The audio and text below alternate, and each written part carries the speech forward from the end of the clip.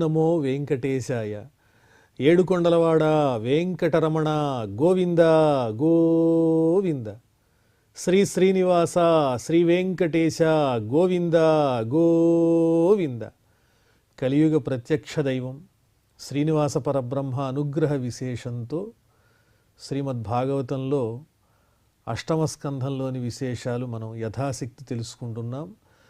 నారాయణం నమస్కృత్య నరం చైవ నరోత్తమం దేవీం సరస్వతీం వ్యాసం తతో జయముదీరయేత్.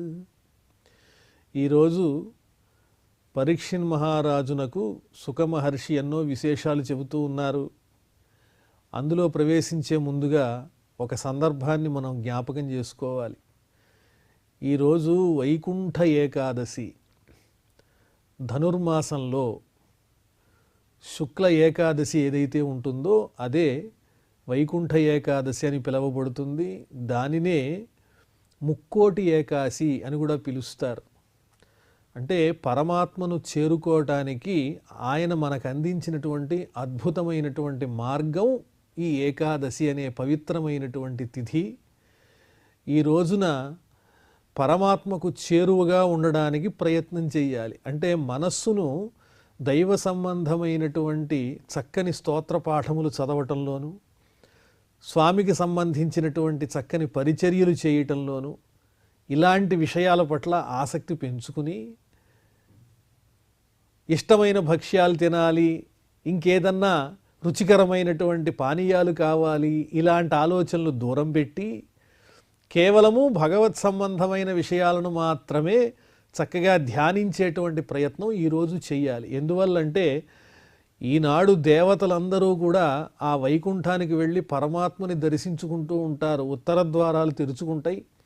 ఆ స్వామి చూపు మన మీద పడాలి అనేటువంటి కోరికతో దేవతలు కూడా ఆయన సందర్శనం కోసం నిరీక్షించేటువంటి పరమ పవిత్రమైనటువంటి రోజు, ముక్తినిచ్చేటువంటిది. పరమాత్మ అనుగ్రహం లభించిందంటే మోక్షమే, ఆ మోక్షాన్ని ఇచ్చేది కాబట్టే దీన్ని ముక్తిదా ఏకాదశి అని కూడా పిలుస్తారు.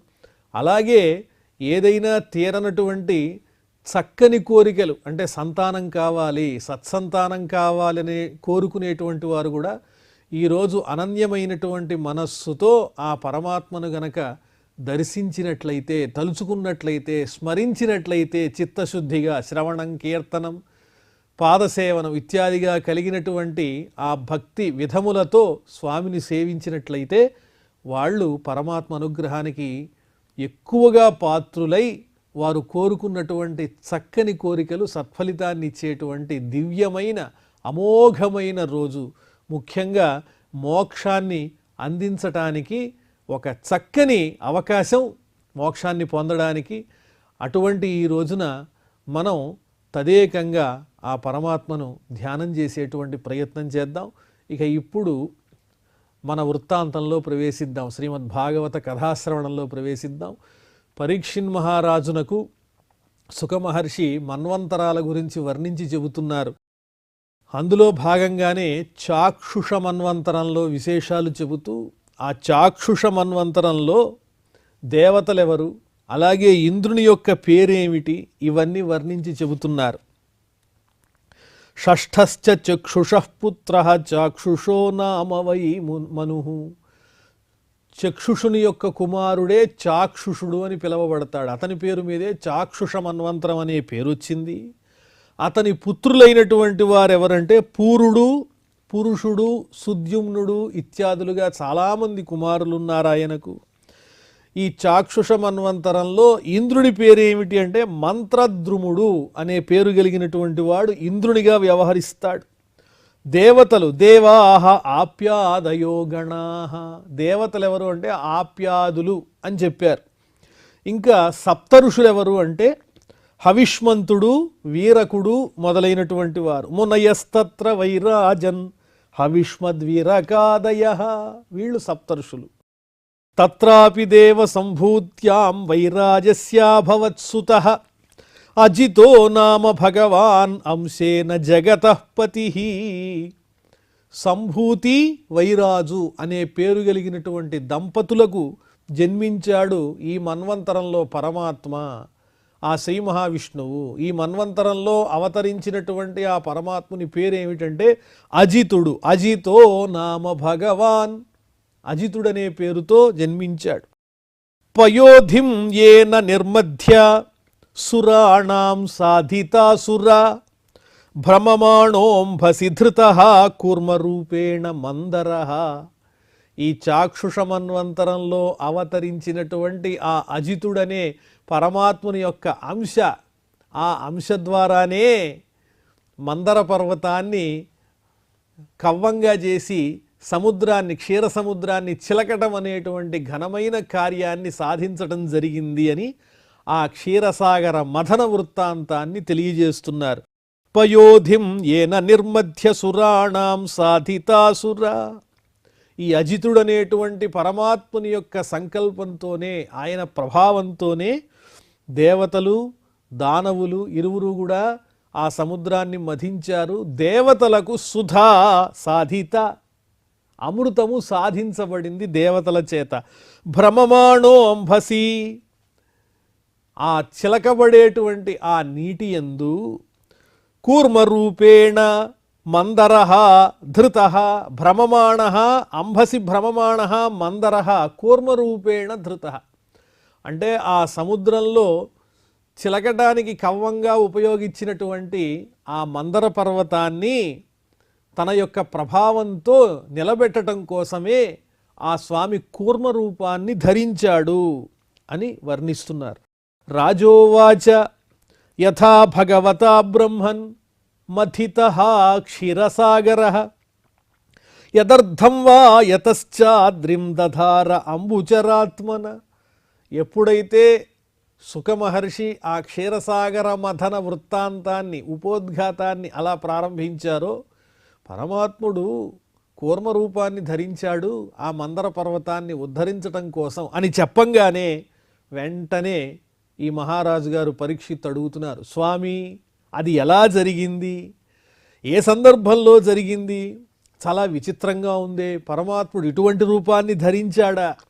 అసలు దేవతలు అమృతాన్ని ఎలా పొందారు? అందుకోసం ఆ సాగరాన్ని ఎందువల్ల మథించారు? ఈ చరిత్రంతా కూడా విపులంగా చెబితే వినాలని కోరికగా ఉంది అని ఆ పరీక్షిన్ మహారాజు అడుగుతున్నారు. యదర్థం వా యతశ్చాద్రిం దధార అంబుచరాత్మన. అంబుచరాత్మన, నీటియందు సంచరించేటువంటి కూర్మ రూపాన్ని ఎందువల్ల పరమాత్ముడు ధరించాడో చెప్పండి అని ప్రశ్నించాడు. యథామృతం సురైః ప్రాప్తం కించాన్యదభవత్తతః ఏతద్భగవతః కర్మ వదస్వ పరమాద్భుతం. దేవతల చేత అమృతం పొందబడింది అంటే ఎలా పొందబడుతుంది? పరమాత్ముని యొక్క సంకల్పంతో, ఆయన సహాయంతోనే జరుగుతుంది. దేవతలు వాళ్ళంతట వాళ్ళు పొందలేరుగా. కాబట్టి దీనికి ఏదో ఒక విచిత్రమైన విలక్షణమైన వృత్తాంతం ఉండే ఉంటుంది.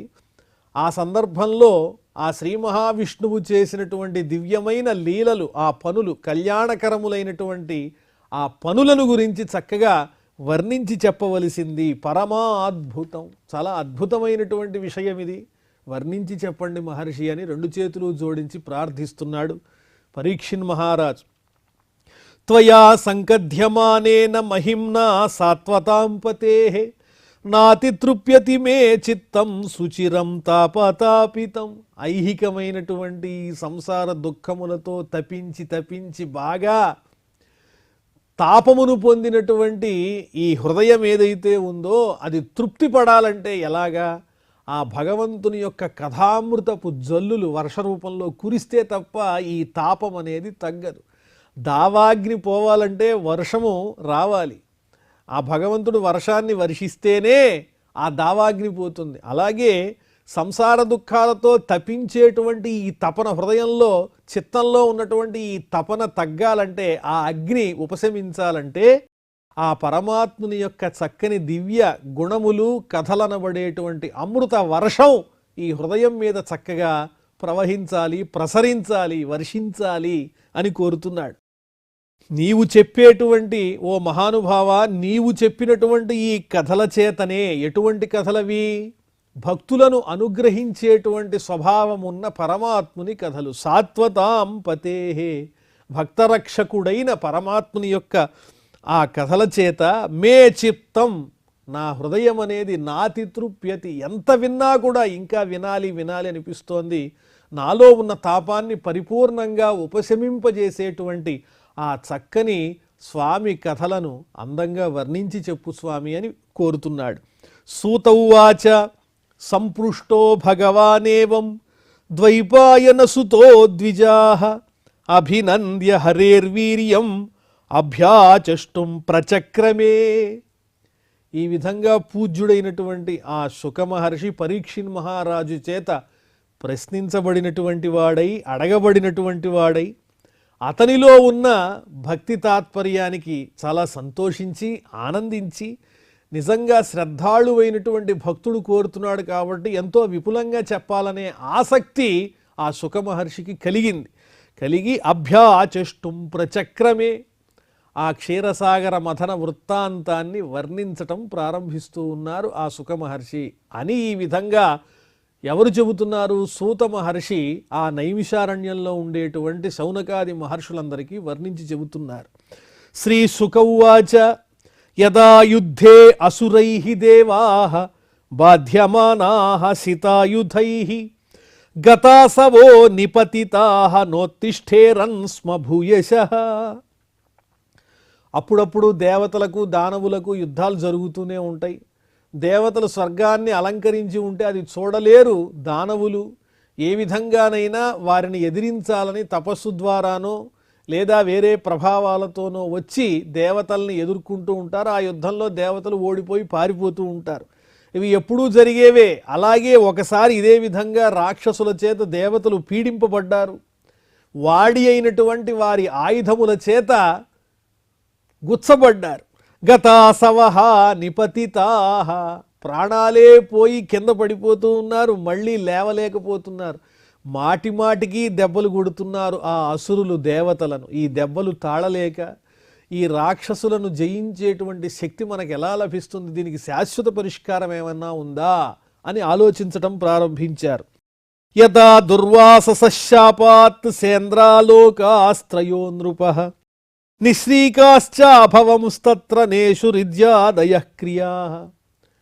ఇప్పుడు రాక్షసులు వచ్చి దేవతల్ని హింసిస్తున్నారు అంటే దాంట్లో కొంత దేవతల తప్పు కూడా ఉంది.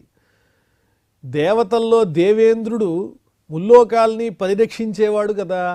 ఒక్కొక్కసారి అహంకారం అనేది వచ్చినప్పుడు పూజింపదగిన మహానుభావుల్ని తిరస్కరించటం, నా అంత ఐశ్వర్యవంతుడు లేడు, నా అంత గొప్పవాడు లేడు అనే భావన దేవేంద్రుల్లో కలిగినప్పుడు ఆ ప్రభావం అనేది దేవతలందరి మీద పడుతుంది, స్వర్గం మీద కూడా పడుతుంది. అదే జరిగింది ఒకసారి.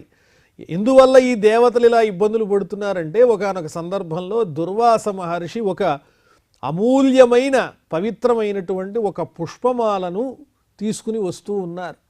ఆ వస్తున్నటువంటి ఆ దుర్వాస మహర్షికి ఐరావతాన్ని అధిరోహించినటువంటి దేవేంద్రుడు కనిపించాడు. ఓహో, దేవేంద్రుడంటే ముల్లోకాలకు అధిపతి కదా, పరమాత్ముని అనుగ్రహం అతని మీద ఉంది, అతన్ని మనం ఆశీర్వదించాలి అని భావన చేసి ఈశ్వర స్వరూపుడైనటువంటి ఆ దుర్వాస మహర్షి తన దగ్గరున్నటువంటి అమూల్యమైన చక్కని అమోఘమైన ఆ పుష్పమాలను దేవేంద్రునకు బహుమతిగా ఇచ్చాడు. నాయనా, దీన్ని నీవు ధరించినట్లయితే నీకు మంగళాలు కలుగుతాయని ఆశీర్వదించాడు. అసలే దుర్వాస మహర్షి అంటేనే పరీక్షించే లక్షణం కలిగినటువంటి వాడు. ఏమాత్రం వినయం లేకపోయినా ఆయన సహించడు.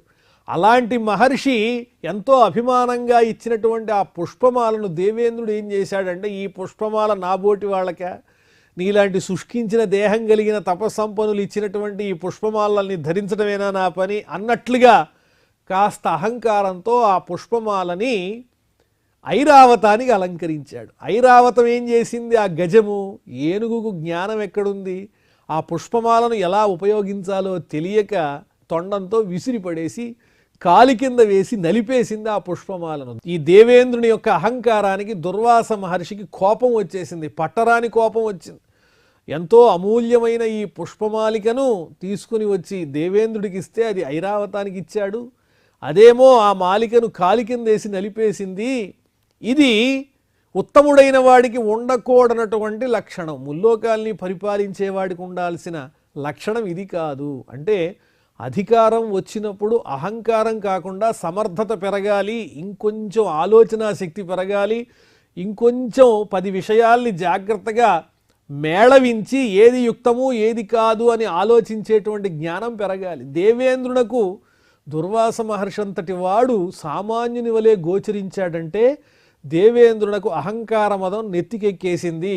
తాను ఇంద్రుణ్ణి అనేటువంటి అహంకారం తప్ప పెద్దల్ని గౌరవించాల్సిన బాధ్యత ముల్లోకాధిపతినైనటువంటి నాకుంది అనే వినయభావాన్ని విచక్షణ మర్చిపోయాడు. దాంతో దుర్వాస మహర్షి నువ్వు ఏదైతే ఐశ్వర్యాన్ని చూసుకుని ఇంతగా అహంకరిస్తున్నావో ఆ ఐశ్వర్యం అంతా నశించిపోతుందని శపించాడు. దాంతో ఆ దేవేంద్రుని యొక్క ఐశ్వర్యం అంతా పోయింది. రాక్షసులు వచ్చి స్వర్గాన్ని ఆక్రమించారు. నిశ్రీకాస్య అభవముస్తత్ర, సంపదలు లేని వాళ్ళు అయిపోయారు ఇంద్రాదులందరూ కూడా. నేషు ఇజ్యాదయ క్రియా, ఎప్పుడైతే దేవతలు సంపదలు లేని వారయ్యారో వారి అనుగ్రహం వల్లనే కదా ఈ వర్షాలు పడడం, తర్వాత యజ్ఞయాగాదులు జరగడం, ఆ తరువాత ప్రజలందరూ సుభిక్షంగా ఉండడం. ఇప్పుడు అవి ఏమీ లేవు, యజ్ఞయాగాదులు ఎక్కడా జరగడం లేదు, అవన్నీ నశించిపోయినాయి. పవిత్రమైన వైదిక కర్మలన్నీ కూడా శూన్యమైపోయినాయి. నిశమ్యైతత్ సురగణాః మహేంద్ర వరుణాదయః నాధ్యగచ్చన్ స్వయం మంత్రైః మంత్రయంతో వినిశ్చయం. ఆ తరువాత దేవతలంతా తలలు పట్టు కూర్చున్నారు. దేవేంద్రుడు ఆ దుర్వాస మహర్షి పట్ల చాలా తప్పుగా ప్రవర్తించాడు. అలా చేయకుండా ఉండాల్సింది. పెద్దల్ని గౌరవించలేదు, ఆ ఫలితం మనందరికీ తగులుకుంది. ఇప్పుడు మనకు ఐశ్వర్యము లేదు, స్వర్గలోకంలో నివాసము లేదు, హవిర్భాగాలు లేవని ఏం చెయ్యాలి? ఇప్పుడు ఈ సమస్య నుంచి మనం ఎలా బయటపడాలి? నిశమ్యైతత్ సురగణాః వరుణాదయః, వరుణుడు దేవేంద్రుడు వీళ్ళంతా కూర్చుని సమావేశమై తగినటువంటి ఆలోచనలు ఎన్నో చేస్తున్నారు. కానీ ఆ ఆలోచనల్లో ఏమాత్రము పసలేదు, ఏవి పారేటట్టుగా కనిపించటం లేదు. మంత్రయంతః వినిశ్చయం, సరైనటువంటి నిర్ణయాన్ని చేయటంలో ఎవరు సమర్థులు లేరక్కడ. తతో బ్రహ్మ సభాం జగ్ముహు మేరోర్మూర్ధని సర్వశః సర్వం విజ్ఞాపయాంచక్రుహు ప్రణతాః పరమేష్ఠినే. ఇది మనం తేల్చే పని కాదయ్యా. మనందరికీ పెద్ద ఆయన ఉన్నారు కదా బ్రహ్మగారు, ఆయన దగ్గరికే వెళ్ళి అడుగుదామని చెప్పి ఇంద్రాది దేవతలందరూ బయలుదేరి సమూహంగా బ్రహ్మగారి సభకు వెళ్ళారు. ఎక్కడున్నారు బ్రహ్మగారు అంటే మేరు పర్వతం యొక్క అగ్రభాగంలో ఉన్నారు. అక్కడ ఉన్న బ్రహ్మ దగ్గరకు వెళ్ళి వాళ్ళందరూ కూడా జరిగిన విషయాన్ని విన్నవించారు. స్వామి, ఈ మహేంద్రుడు దుర్వాస శాపం వల్ల తన ఐశ్వర్యాన్నంతా పోగొట్టుకున్నాడు. దానివల్ల యజ్ఞయాగాదులన్నీ ఆగిపోయి లోకాల్లో శాంతి నెలకొనడం లేదు. ఈ ఇబ్బంది నుంచి బయటపడేటువంటి చక్కని విషయాన్ని ఏదైనా ఆలోచన మీరు చెప్పండి అని బ్రహ్మగారిని కోరారు. సవిలోక్య ఇంద్రవాయువాదీన్ నిస్సత్వాన్ విగత ప్రభాన్ లోకానమంగళప్రాయాన్ అసురాన యథా విభు. వెంటనే బ్రహ్మగారు ఇంద్రాది దేవతలను, వాయువు మొదలైన వాళ్ళందరినీ చూచారు. దేవతల్లో ఎక్కడా శక్తి కనిపించటంలా, నిస్సత్వాన్ ఓపిక లేకుండా నీరసించిపోయారు. విగత ప్రభాన్ వాళ్ళ ముఖాల్లో కళాకాంతులు లేవు. లోకానమంగళప్రాయాన్ దేవతలు ఎప్పుడైతే తేజో విహీనులవుతారో ఇంకా లోకాల్లో మంగళాలు ఎక్కడుంటాయి? అన్నీ అమంగళ సూచనలే కనిపిస్తున్నాయి. ఆది వ్యాధులు, క్షామము ఇవన్నీ కూడా పెరిగిపోతున్నటువంటి సూచనలు కనిపిస్తూ ఉన్నాయి. అదే సమయంలో ధర్మబుద్ధి లేనటువంటి అసురులు, రాక్షసులు దేవతలకు వ్యతిరేకంగా వాళ్ళు చక్కని ఐశ్వర్యంతో కనిపిస్తూ ఉన్నారు. అసురా నయథా విభు, సంపదతో తులతూగుతున్నటువంటి అసురులు కనిపిస్తున్నారు. కాంతి విహీనులై తెల్లబడిపోయినటువంటి ముఖాలతో ఉన్న దేవతలు ఇటు కనిపిస్తున్నారు. గమనించారు బ్రహ్మగారు. సమాహితేన మనస సంస్మరన్ పురుషం పరం ఉవాచోత్ఫుల్లవదనో దేవాన్ స భగవాన్ పరః.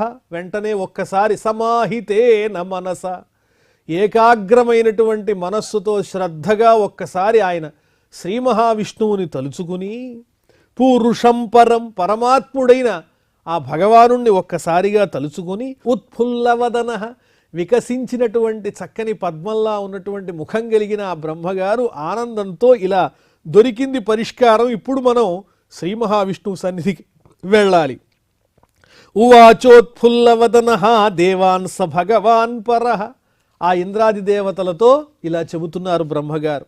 అహం భవో యూయమధో అసురాదయః మనుష్యతిర్యగ్ద్రుమఘర్మజాతయః యస్యావతారాం సకళా విసర్జితాః వ్రజామ సర్వే శరణం తమవ్యయం.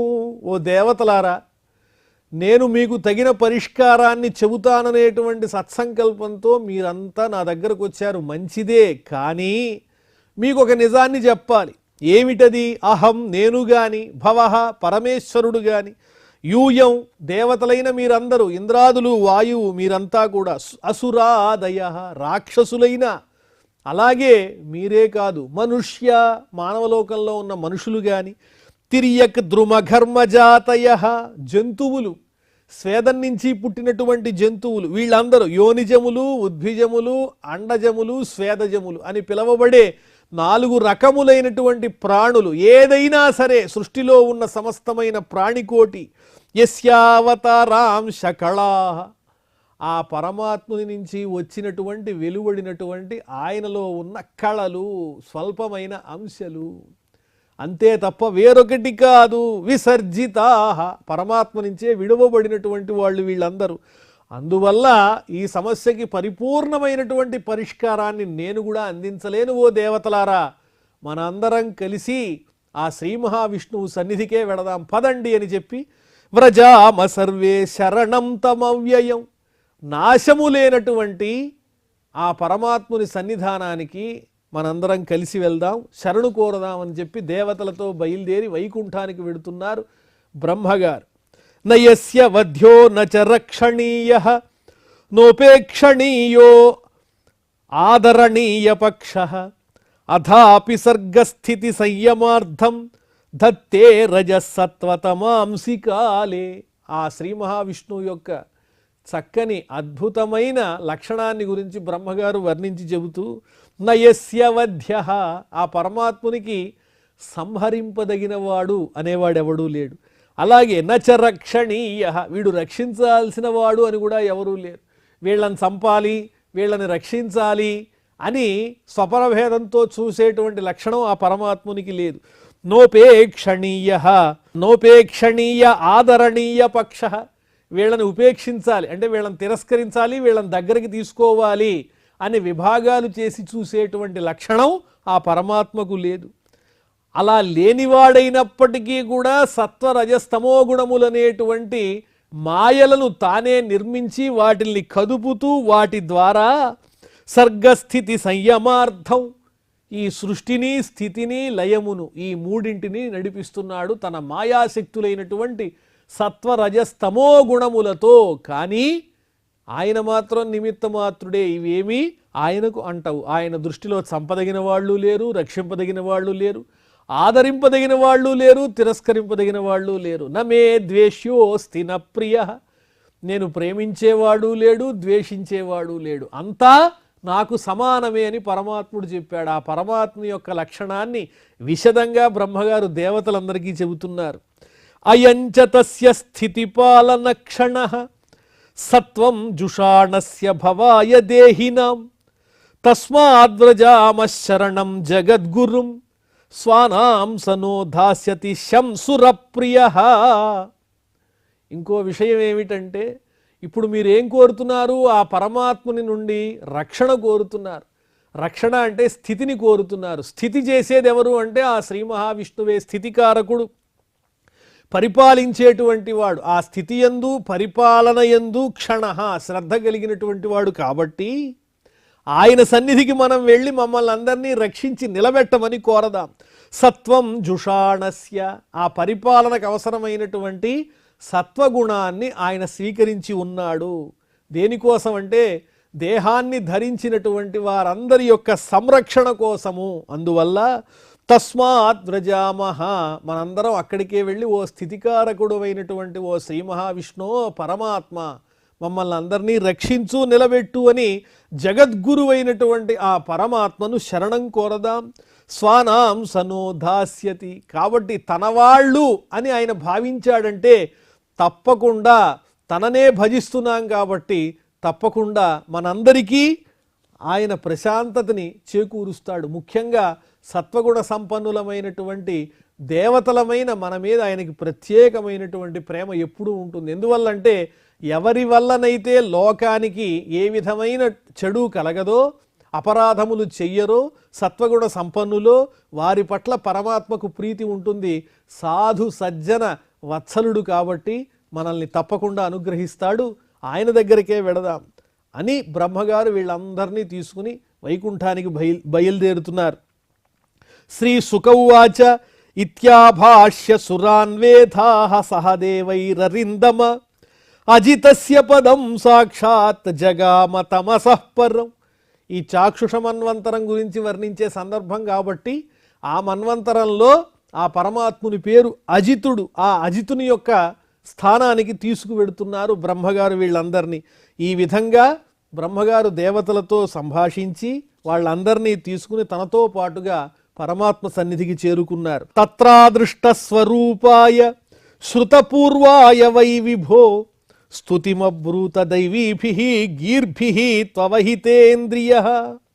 అక్కడికి వెళ్ళిన తరువాత ఏకాగ్రమైనటువంటి మనస్సుతో ఆ శ్రీ మహావిష్ణువుని స్తోత్రం చేయటం ప్రారంభించారు దేవతలతో కలిసి. అదృష్టస్వరూపాయ, ఎప్పుడూ అంత తేలికగా కనిపించేటువంటి స్వరూపం కాదు. అదృష్టస్వరూపాయ, తలుచుకున్న వెంటనే కనిపించేటువంటి అంత తేలికైన స్వరూపం కాని ఆ పరమాత్మను.